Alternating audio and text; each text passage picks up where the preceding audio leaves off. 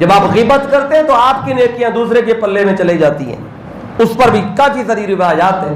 اور ایک بات سن لیں, حضرت امام اعظم ابو حنیفہ رحمۃ اللہ تعالی علیہ, آپ کے بارے میں آتا ہے کہ کچھ لوگوں نے آپ کی غیبت کی,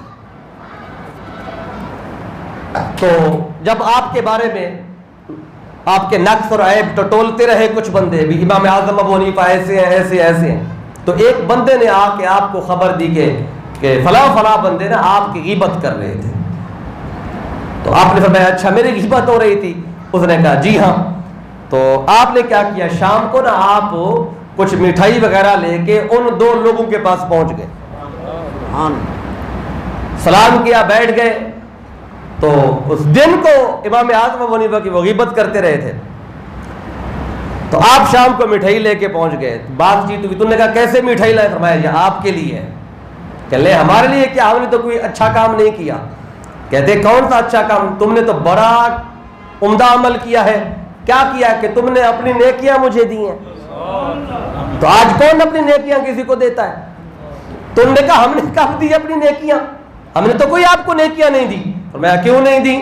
آج دن کو میری غیبت نہیں کی تم نے. آج دن کو جب میرے عیب اور نقص آپس میں جب ڈسکس کر رہے تھے, میری غیبت ہی تو کر رہے تھے, تم میری غیبت کرتے رہے, اللہ تمہاری نیکیاں اٹھا اٹھا کے مجھے دیتا رہا. تو پھر میں تمہارا شکریہ ادا کرنے آیا ہوں.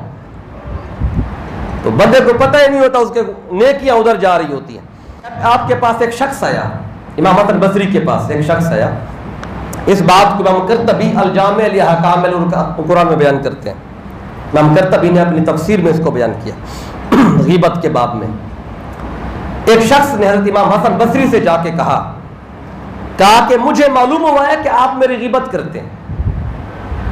امام حسن بصری سے جا کے ایک بندے نے کہا کہ آپ میری غیبت کرتے ہیں.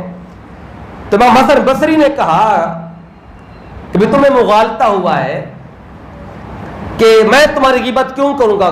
اس نے کہا نہیں جی آپ کرتے ہیں. آپ فرماتے ہیں کہ میرے نزدیک تم اتنے مرتبے کے نہیں ہو کہ میں اپنی نیکیاں تمہیں دے دوں.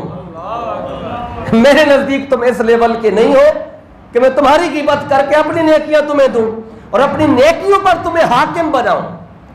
اب یہ بات ہے کہ فرمایا کہ میں تجھے اس لائق ہی نہیں سمجھتا کہ تیرا ذکر اپنی مجلس میں بیٹھ کے کروں اور تیرے نقص اور عیب میں ڈسکس کروں اور اپنی نیکیاں تیرے کھاتے میں ڈالتا جاؤں, کہ میں تجھے اس لائق سمجھتا ہی نہیں.